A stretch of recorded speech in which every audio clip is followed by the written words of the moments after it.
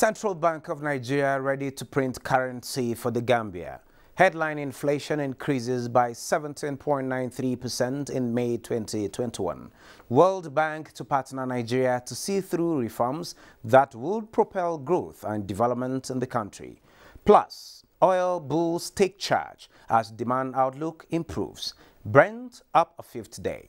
Focus of our discussion on the program is on made-in-Nigeria goods and opportunities abound in it. This is Business Express reaching you from Abuja, Nigeria's capital. I am Benny Adams, your guide.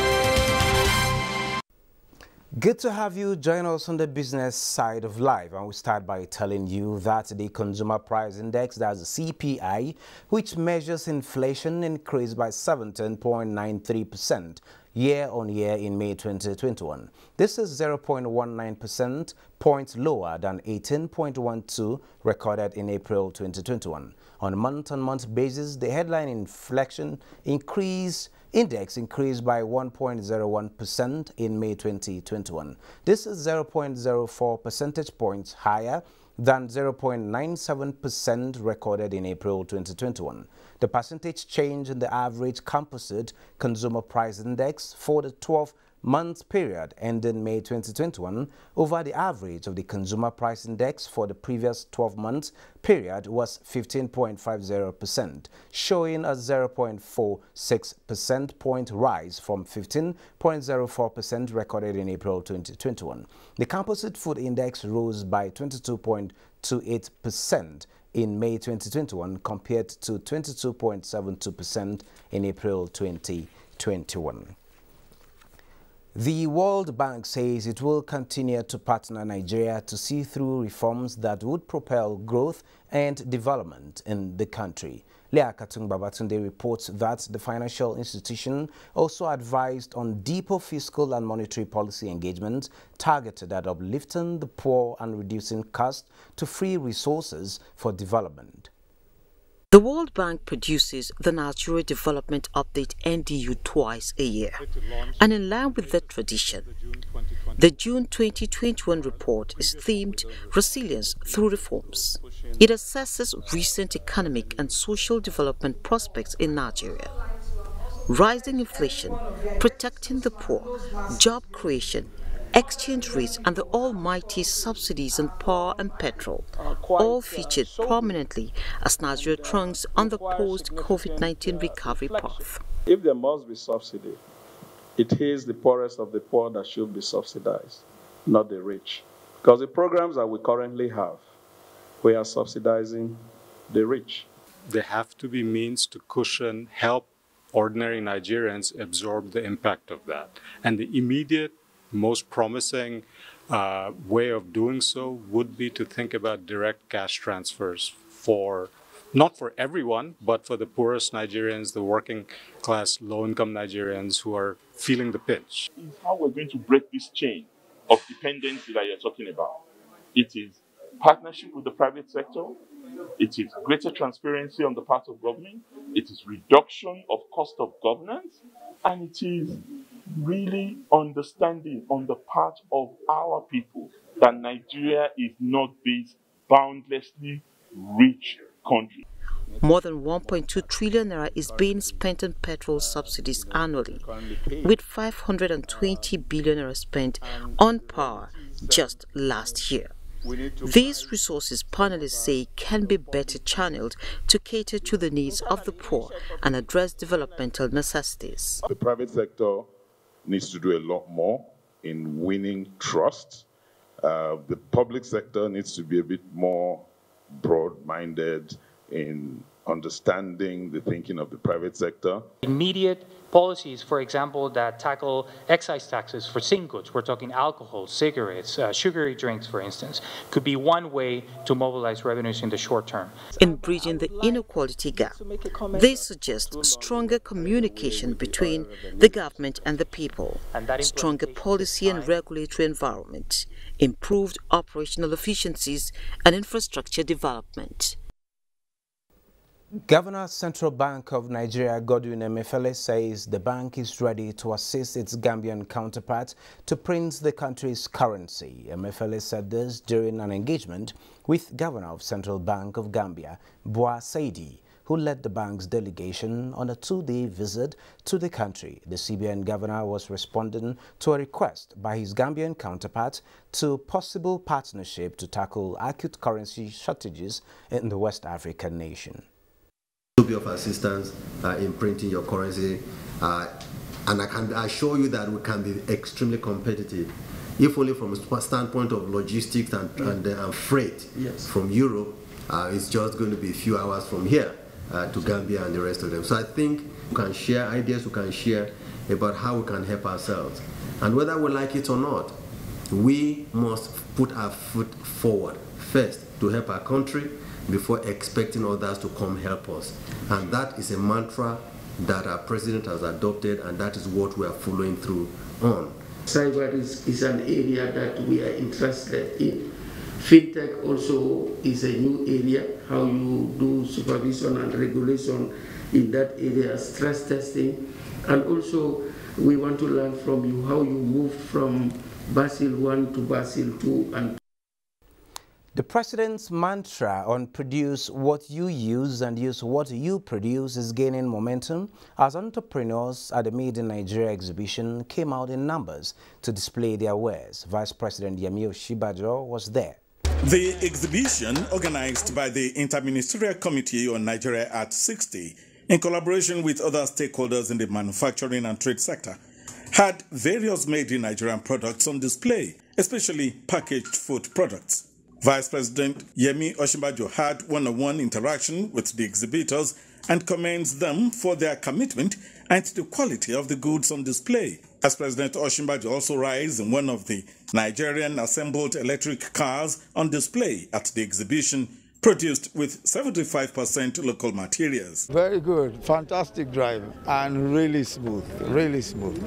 I think this is, it just shows what is possible, and I'm glad to see that this is a Nigerian-made electric car, and you can literally charge it anywhere. So I think it's a very, very fantastic innovation and fantastic product. And I can tell you because I drove it. The manufacturing sector in Nigeria has been performing well in recent years as compared to the past. The government is beginning to show greater interest and provide more support for local production in order to encourage the growth of local industries. And in a virtual address, Director General of the World Trade Organization, Ngozi Okonjo-Iweala, says the world is waiting for Nigerians to compete in the world trade market. The past 2 years, especially in this government, it's been improved tremendously. We'll be given visibility, support, help in training, in technical support, and most especially even on the social media. And for that, we are entirely grateful. Well, the Vice President said it. Nigeria is now ready for the rest of the world. Joining me to discuss Made in Nigeria goods and opportunities that abound is the project coordinator, Made in Nigeria exhibition taking place in Abuja, Sani Garba. Sani Garba, you're welcome to Business Express. Thank you very much. Well, from what we've seen, Mr. President's mantra of saying, use what you produce and produce what you use, eat what you produce, and produce what you eat. With this exhibition, which we've seen, with an electric car in display, how can we turn this particular event to a fortune? Well, it's an ongoing thing for a bit, which was not really exposed. And it's a good thing that government has now focused attention on it. And there's so much left unseen. And maybe if you take a visit, most of them, you hear their comment, and it's very encouraging. And as for the government side, and with the situation going on, opening our doors to ready for trading with other African nations is really a challenging thing. And it's a good thing that government now said, okay, let's have an exhibition at a very unique to commemorate the 60th anniversary. 60. Yes. Yeah. So bringing out this, you know, exhibition has a limit of what you will exhibit, but already we have a platform that we have much more to see and to even showcase. And coming to our Nigerian product, I'm calling on every Nigerian. Okay, before that. Yes. It's a fact that Nigeria's ingenuity knows no bound. We can do a whole lot of things. We are creative, we are talented and all of that. The problem has been patronage, us patronizing our own products. What are you doing in that light to ensure that Nigerians get to patronize homegrown in-country products? Yes, when we were involved, we started up by advising the government itself to patronize these goods, and they have demonstrated. Ministry of Trade, they were in front line to start buying these things in bulk from us in a form of more like off-takers. Yeah, promotional basket, and they have distributed it to all the ministry, I'm pretty sure, because, and to the parliament as well, and having a feedback from them, they come to trace where are these things coming from. Are you sure that Nigerians? It's just amazing and surprised that why are they shocked to see our level of products into, you know, packaging. Talking about quality and packaging, that has always been the concern and fear of most Nigerians. They will tell you the value addition is not there. So from what you are saying, are we getting there or we are there already? Really funny. You see, we devalue our own products ourselves, Nigerians. And where are you? Which product are you making comparison with?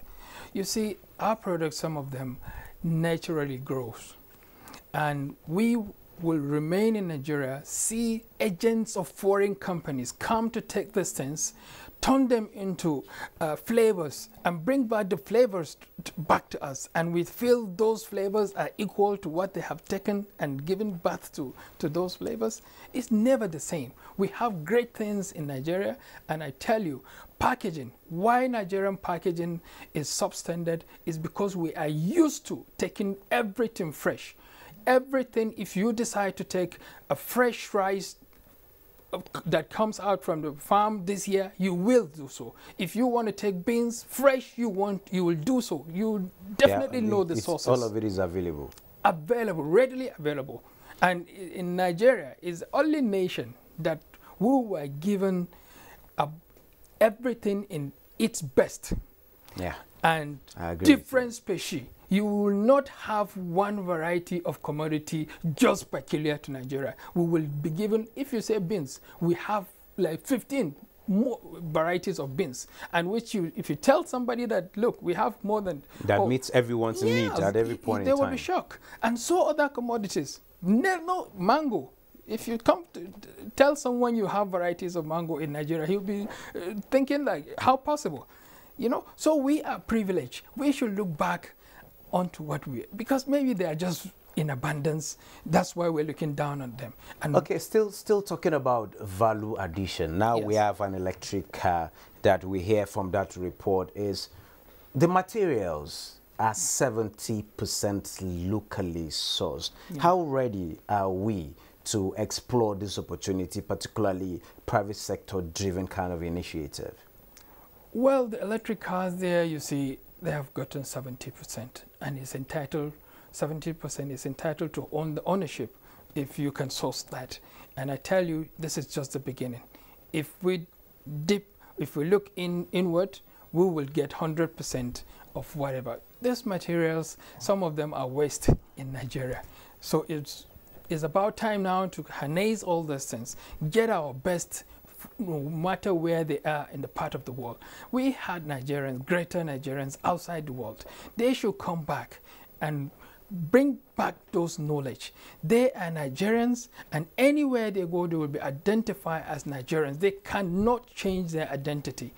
We are privileged and to be Nigerians, and Nigeria is our birthright. It's like your parents. You can't change your parents. Even no matter the status you attained in life, they will still refer you back. Let me take us to American former president Barack Obama. The number one seat there. He's an African, but being a president doesn't change him from being an African. He's still recognized as African American. So if he's a Nigerian, he will be recognized as Nigerian. His roots, knowing where his roots are from. Yes, so then get your back, come back home and make things greater, so that when you feel the standard we are using currently is not something you can associate yourself, whom did you allow at home to fix it? You should be part of it. We should be proud of this nation. We have everything that it takes to be number one. We've seen wonderful goods of high quality that can compete globally being displayed at these exhibitions. After these exhibitions, what next? I'm asking this question coming from the fact that most times we've had these exhibitions in the past, but after such an exhibition, we don't get to hear anything else. Is there any plan to harness resources, connectivity, to check the value chain to ensure that it doesn't just stop here, but we get to that exportable point? Well, you see, I have said this is quite different. And you see the attendees there, most of them are ambassadors. They have attended there, and just within yesterday, we had proposals of partnership. Can't we just have these things back in our own country so that you will be now privileged to partner with people at their own nations that we can relate? They have seen something. Some of them make a true confession that we've been here in Nigeria for a bit, but we haven't seen this collection. We are interested. Can we do something real quick? We scheduled to have a meeting immediately after the exhibition to now see how we can now harness and then harness distance and then benefit from both sides. So I don't think it's just going to be the usual way of exhibition, just showcase things, pick there. And one other thing from the entrepreneurs that come from Business Visa platform, we did not just, we trained them. They are part of us. We picked them as already chosen their own line of entrepreneurship. Business. Yes, we didn't dictate to them, say you have to do this. No, it's something they are talented in. Absolutely. And they are ready to harness that talent to greater productivity. Absolutely. Thank you so very much, National Coordinator Made in Nigeria Exhibition, Sani Garba. Thank you so very much for sharing insight with us, and it is actually good news to know that this exhibition is different from others, and we will expect greater impact going on. We're very hopeful. Moving on, gold holds steady as market awaits Fed view on stimulus. Let's see commodities market.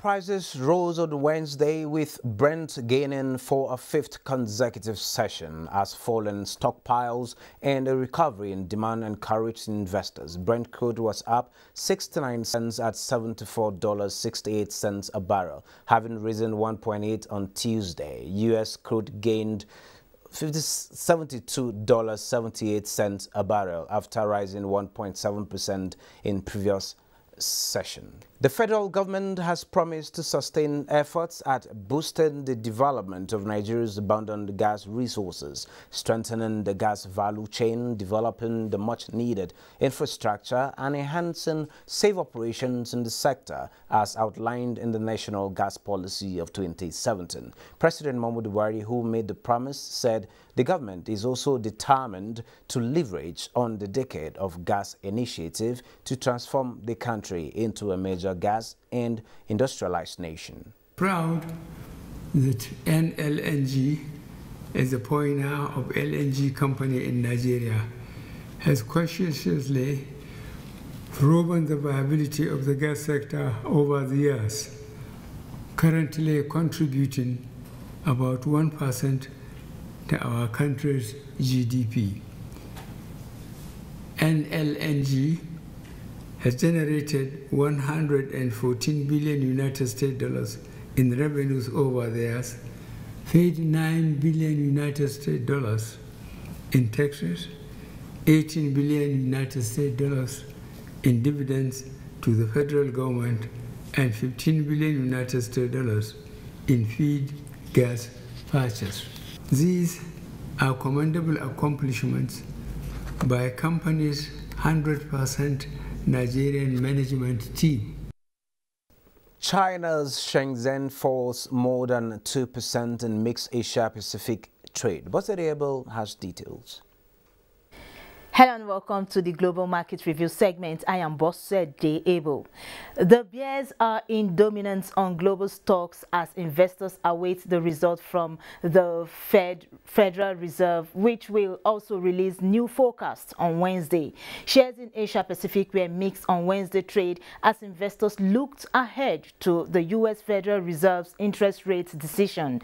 Mainland Chinese stocks led losses among the region's major markets as the Shanghai Composite depreciated 1.07% to close 3,518.33. Hang Seng Index also dips 0.7% to close 28,436.84 as at its final hour of trading, and the Nikkei dropped 0.51%. European stocks were slightly higher on Wednesday as markets await the outcome of the U.S. Federal Reserve's policy meeting decision. CAC 40 appreciated 0.05% to close 6,642.93. FTSE 0.11% at 7,180.38, while DAX dropped 0.21%. In the United States, stocks index futures were mostly flat on Wednesday ahead of the Federal Reserve's update on monetary policy. Futures contracts tied to the Dow Jones Industrial Average were just 94 points lower at 34,229.33. S&P 500 dipped 0.2% and Nasdaq also depreciated 0.71%. In Africa, stocks were also mixed, with Tunisia's Tunidex and Nairobi's All Share posting gains at 0.25% and 0.12%, while Namibia's overall index, Ghana's GSE Composite, and South Africa's JSE Africa Top 40 posted negative. That's the Global Market Report. I am Bosede Abel. Back to Benny. Thanks, Bosede. Let's now see how the Naira is exchanging for other currencies.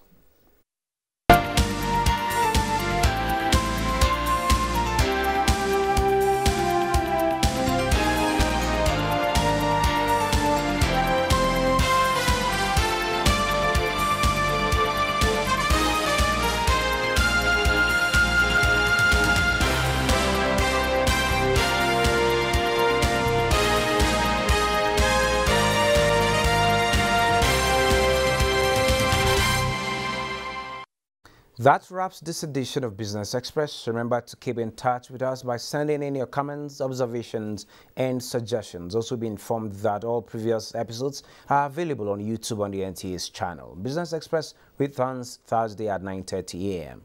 Be safe out there.